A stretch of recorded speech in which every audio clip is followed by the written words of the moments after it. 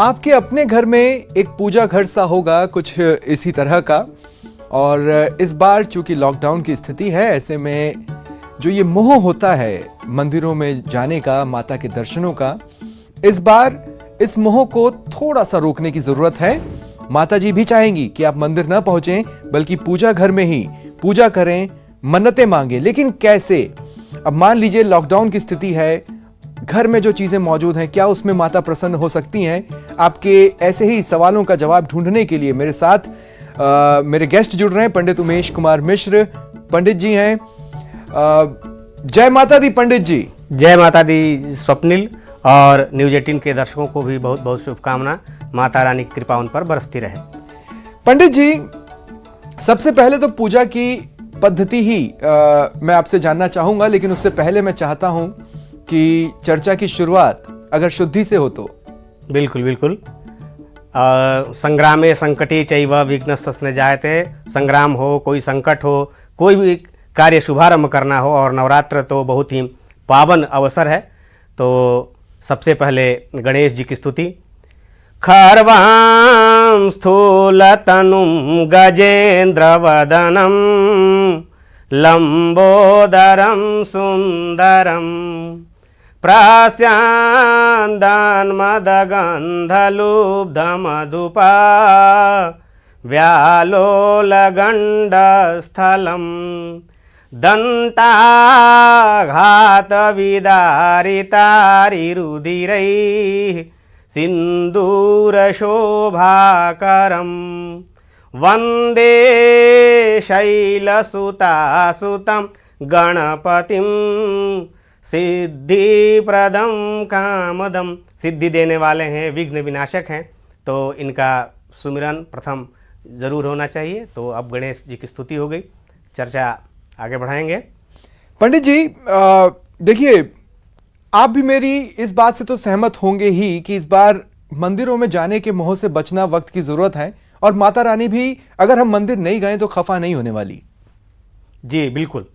सबसे बड़ी बात है कि माता जो हैं कुमाता नहीं होती। वो भक्तों की जो दशा है, भक्तों के जो ऊपर अभी संकट आया है, भक्तों की जो मन की बात है, वो बहुत अच्छी तरह समझती हैं। भक्त भी इसको जानता है। कहा भी गया है, न मंत्रम नो यंत्रम तदपि च न जाने स्तुति महो न चाह्वानम ध्यानम तदपि च न जाने स्तुति कथा न जाने मुद्रास्ते तदपि च न जाने विलपनम परम जाने माता त्वदनुसरणम क्लेशहरणम।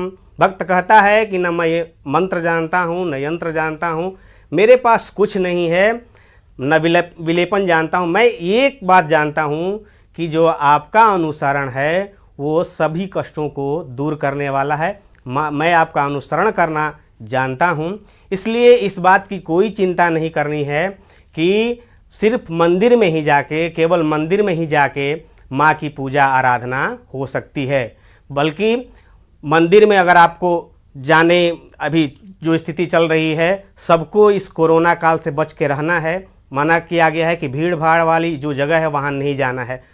जाहिर है सभी मंदिरों के कपाट भी बंद कर दिए गए हैं, लेकिन जैसा कि कहा आपने कि मंदिरों के कपाट तो बंद हो गए हैं, लेकिन अभी अक्ल के जो अपने पट हैं उसे खोलना है। और अक्ल का पट खोलने वाली बात यह है कि अपने घर को ही मंदिर बनाइए, उससे अच्छी तरह सजाइए, माँ को बुलाइए, माँ सहर्ष आएंगी, आपकी सारी पूजा स्वीकार करेंगी। जो भी आपके पास उपलब्ध उपचार है, षोडशोपचार पूजा होती है, फिर भी अगर आपके पास कुछ भी उपचार उपलब्ध नहीं है, फिर भी माँ आपकी पूजा स्वीकार करेंगी, और जो आपकी मनोकामना होगी उसे जरूर पूरा करेंगे, अवश्य पूरा करेंगे। तो पंडित जी, मैं यहाँ पर आपको भी बताना चाहता हूँ और हमारे दर्शकों को भी बताना चाहता हूँ, न्यूज़ 18 की एक मुहिम है #स्टे होम। हम आपसे यही कहेंगे कि नवरात्र पूरे जोशो खरोश के साथ मनाइए, लेकिन घर में मनाइए, होश के साथ मनाइए, घर में रुकिए, घर के बाहर नहीं आइए, मंदिर का रुख मत कीजिए, भीड़ भाड़ ना करें, घर में भी करें तो अगर कोई आपके से मिलने आया है, नवरात्रि की शुभकामनाएं देने आया है, तो थोड़ी दूरी बनाकर रखें, माता इससे भी खुश होंगी। पंडित जी, अब मैं आता हूं पूजा पद्धति पर। नवरात्र में आप भी जानते हैं कि माता की पूजा का विधि विधान है और सब कुछ उल्लेखित है, वो क्या है? और दूसरा ये कि आज ऐसी घड़ी में हमारे कई भक्तों को वक्त भी नहीं मिला और उससे पहले ही लॉकडाउन हो गया, और कई ऐसे जागरूक लोग हैं जो नियम तोड़ भी नहीं रहे हैं, घर में ही हैं, लेकिन अगर वो पूजा करना चाहते हैं तो वो किस विधि विधान को अपना सकते हैं? जी बिल्कुल, जैसा कि जानते हैं कि मातृशक्ति की आराधना का सबसे बड़ा पर्व है ये नवरात्र, और साल भर में 4 नवरात्र आते हैं। ये इस वासंतीय नवरात्र की महत्ता इस बात से है कि ये साल का पहला नवरात्र होता है, और इस दिन से ही हमारे नए साल नव वर्ष यानी विक्रम संवत्सर की शुरुआत होती है। विक्रम संवत्सर 2077 भी नवरात्र के पहले दिन से ही शुरू होता है। इस बार का विक्रम संवत्सर प्रमादी संवत्सर नाम से है, जिसका राजा बुध है और मंत्री चंद्रमा है, और संवत्सर के पहले दिन ही ये चैत्र नवरात्र का भी प्रारंभ होता है। अब चैत्र नवरात्र जो है या जो भी नवरात्र हैं वो मातृशक्ति की आराधना का सबसे बड़ा पर्व है। 9 दिनों की जो अवधि होती है, इस 9 दिनों में भक्त पूरी आस्था और श्रद्धा के साथ माँ की भक्ति में लीन रहते हैं, उनकी चरणों की सेवा करते हैं, उनकी शरण में आते हैं, और माँ के जो 9 स्वरूप हैं, प्रथमम शैलपुत्री च, द्वितीयम ब्रह्मचारिणी, तृतीयम चंद्रघंटेति, कुष्मांडेति चतुर्थकम, पंचमं स्कंदमातेति, षष्ठम कात्यायनीति च, सप्तमं कालरात्रीति, महागौरीति चाष्टमं, नवमं सिद्धिदात्री च, नवदुर्गा प्रकृतः।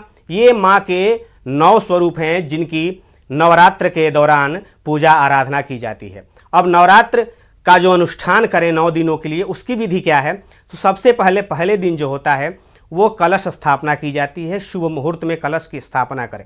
कलश स्थापना के लिए चूंकि प्रतिपदा दिन भर है, उदय तिथि में है, तो पूरा दिन शुभ मुहूर्त है, लेकिन इसमें भी विशेष एक मुहूर्त होता है जिसे अभिजीत मुहूर्त कहते हैं, और काशी पंचांग के अनुसार इस बार जो अभिजीत मुहूर्त है वो दिन में 11:36 से 12:25 तक का स्थान के और समय के अनुसार इसमें ऊपर घट बढ़ हो सकता है, लेकिन ये मुहूर्त है।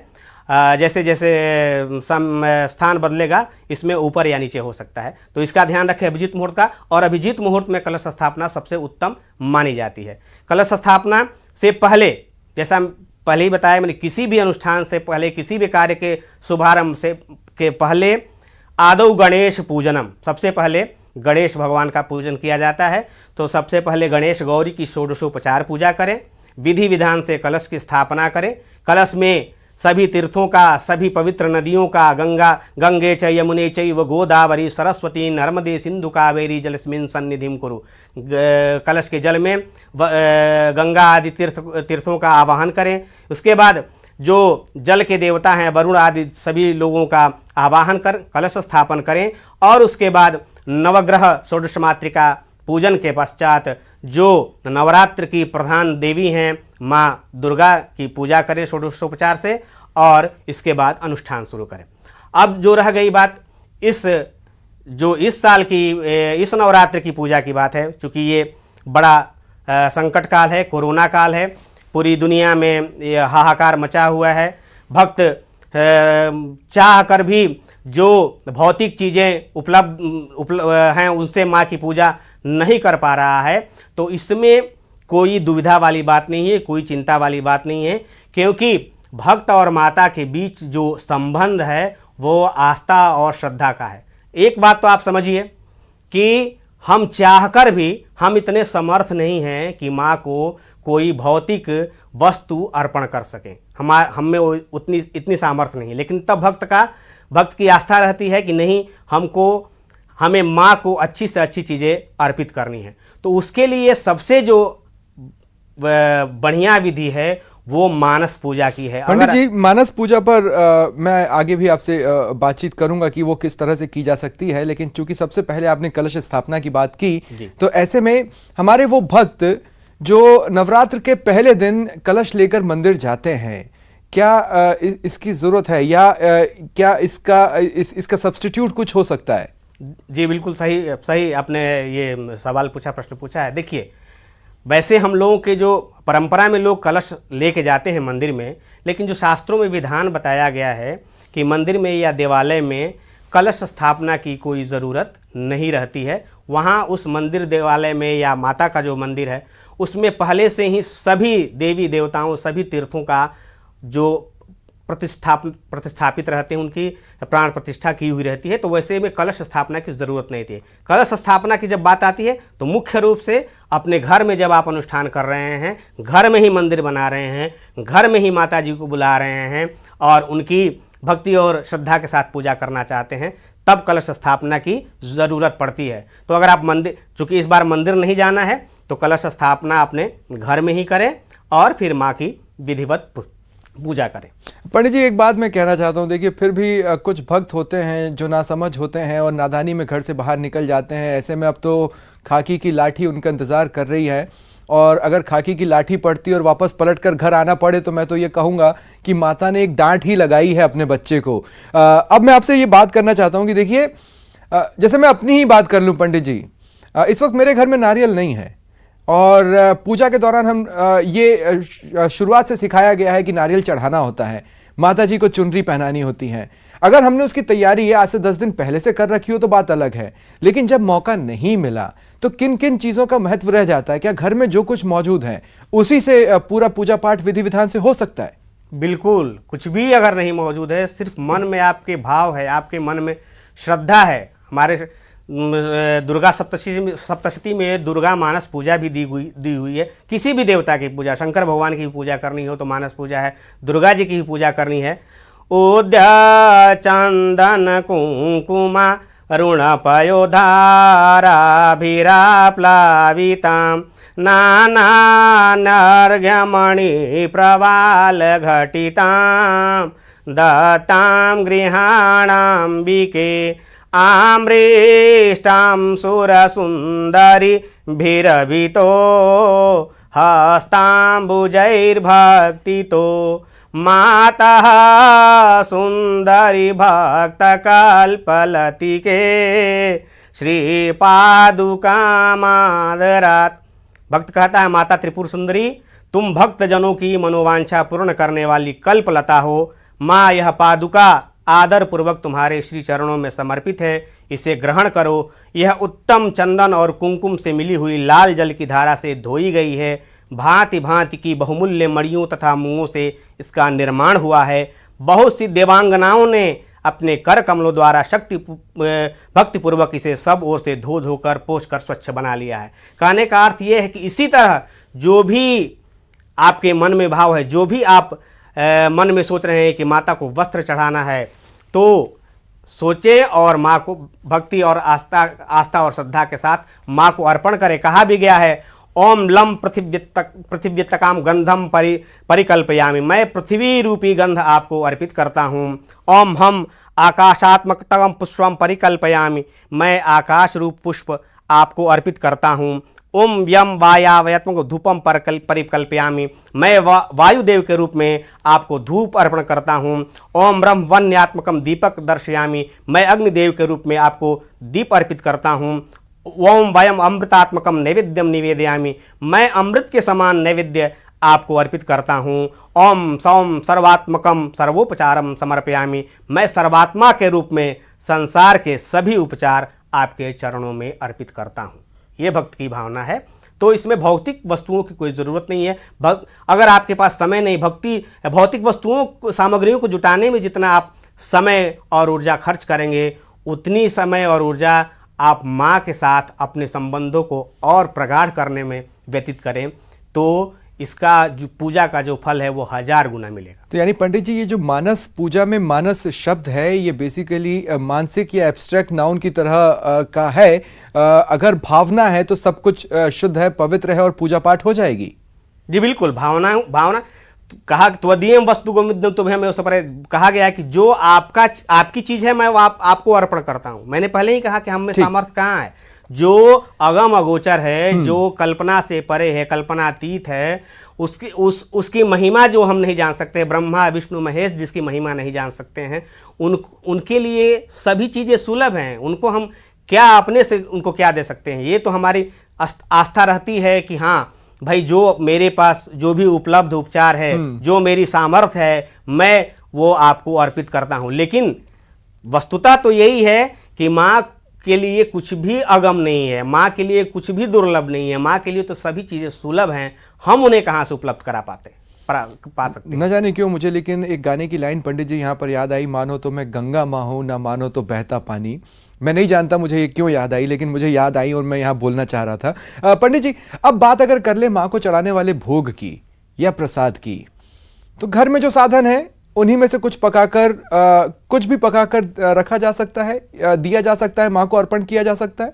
बिल्कुल, माँ संसार में जितनी वस्तुएं उपलब्ध हैं वो सब माँ की ही तो दी हैं हमारे यहाँ। जो तो आप चना हो गया, हलवा का भोग लगाइए, जो भी अगर आपके पास फल उपलब्ध नहीं, अगर बाज़ार से आप फल नहीं ला पाते हैं तो जो भी अगर आपके पास ड्राई फ्रूट्स हैं, किशमिश है या नारियल है, छुहाड़ा है, अगर जो भी उपलब्ध नहीं भी उपलब्ध है तो सबसे बढ़िया बात कि हलवा पूड़ी चना बता गई रे। भक्तों ने पूछा माँ प्रसाद तेरा क्या है? हलवा पूड़ी चना बता गई रे।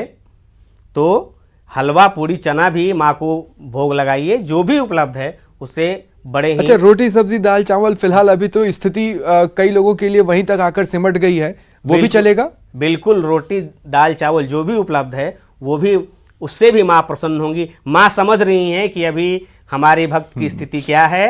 वो माता जो हैं भक्तों की स्थिति से अनजान नहीं है, वो त्रिकालदर्शी हैं, सभी अंदर की बातें जानती हैं, जानती हैं कि इसके अंतरात्मा में क्या है। ये चाह कर भी ये वस्तुएं नहीं जुटा पा रहा है, तो इसकी जो भक्ति है उसे तो वो स्वीकार करेंगे।